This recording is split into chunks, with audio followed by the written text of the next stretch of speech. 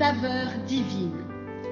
Cette bonne nouvelle du royaume sera prêchée dans le monde entier pour servir de témoignage à toutes les nations.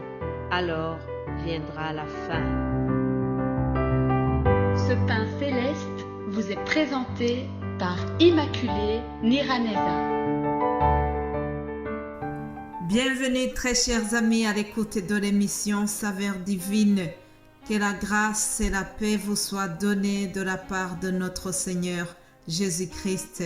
J'espère que vous allez bien là où vous vous trouvez. Bénissons le Seigneur qui nous donne le souffle de vie aujourd'hui.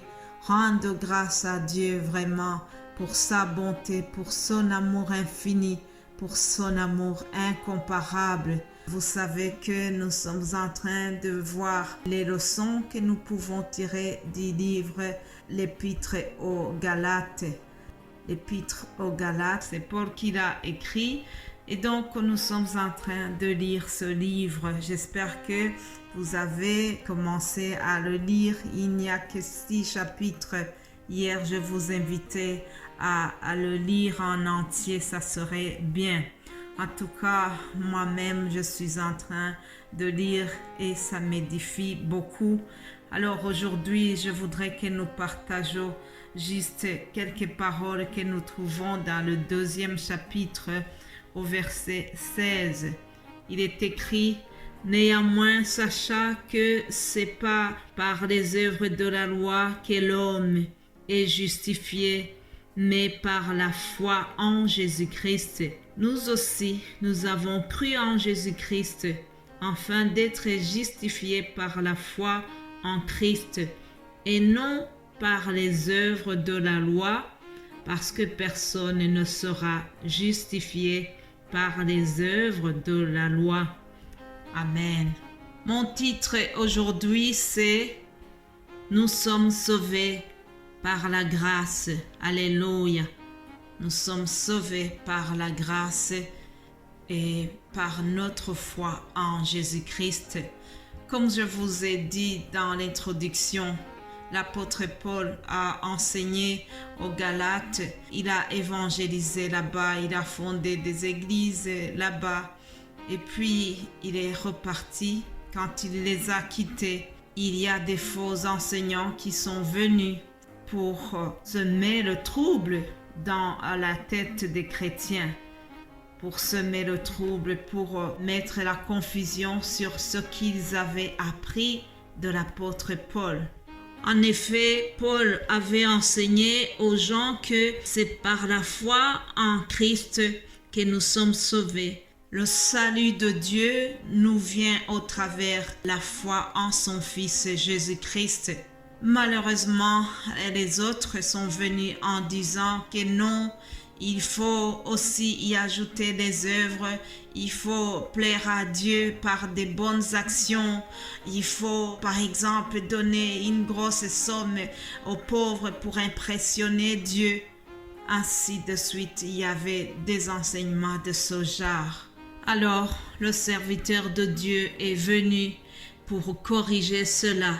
En quelque sorte, il voulait encore une fois souligner comment notre Dieu est riche en miséricorde. Il voulait leur dire que par son grand amour dont il nous a aimés, nous étions tous morts par nos offenses et Dieu nous a rendus vivants avec Christ. Et il a dit que c'est par la grâce que nous sommes sauvés. Alléluia. C'est par la grâce que nous sommes sauvés. C'est par notre foi en Jésus-Christ que nous sommes sauvés. Tous les efforts que l'être humain a fait dans l'ancienne alliance pour plaire à Dieu, ça ne suffisait pas. Il a fallu que Dieu envoie son Fils Jésus-Christ et à la croix, il a tout accompli. Jésus-Christ a été vraiment un sacrifice suffisant. Tout ce que l'être humain faisait auparavant, ce n'était pas valable.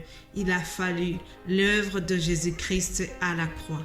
L'évangile du salut par la grâce au moyen de notre foi en Jésus-Christ est évoqué également dans Éphésiens chapitre 2 au verset 8. écoutez ce que l'apôtre Paul a écrit.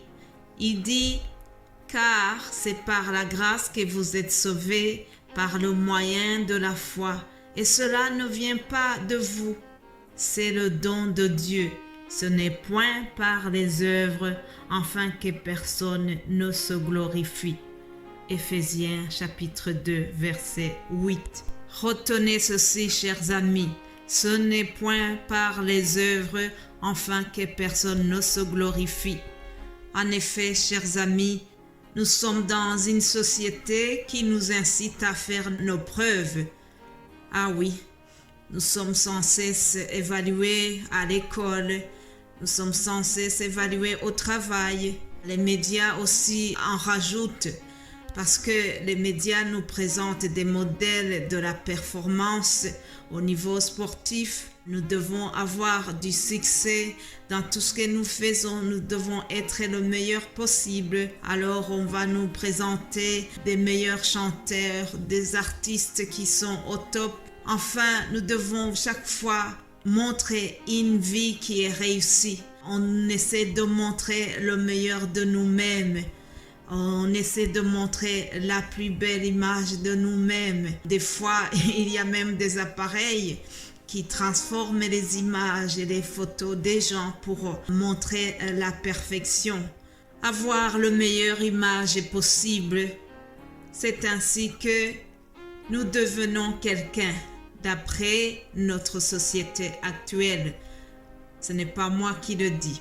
Mais heureusement, devant notre Dieu, nous n'avons pas à faire nos preuves pour être quelqu'un. En effet, chers amis, Dieu nous aime tel que nous sommes. Chacune de nous est aimé en particulier, sans aucune condition. Alléluia, sans aucune condition. Dieu prononce sur chaque personne. Dieu nous dit à chacun, il nous dit qu'il nous aime. Il nous dit, tu as du prix à mes yeux, je t'aime d'un amour éternel. Alléluia. Chers amis, l'amour des hommes est conditionnel et il peut prendre fin n'importe comment, alors que l'amour de Dieu n'a pas de condition. Dieu nous aime inconditionnellement. Dieu n'attend pas nos bonnes œuvres pour nous aimer. Dieu nous a donné son Fils Jésus-Christ et par la foi en lui, nous sommes sauvés, nous sommes aimés gratuitement par le Père. C'est ça la grâce inconditionnelle. Seule la grâce de Dieu nous suffit. Nous n'avons pas besoin de fournir beaucoup d'efforts. Nous n'avons pas besoin de rajouter les œuvres de la loi pour être aimés de Dieu. Seule la grâce de Jésus-Christ nous a sauvés. Alléluia. Mes bien-aimés de Dieu, en terminant, je vous supplie de retenir ceci. Nous n'avons pas à chercher à gagner l'amour ou les faveurs de Dieu par des actes religieux, de bonnes actions et des sacrifices quelconques.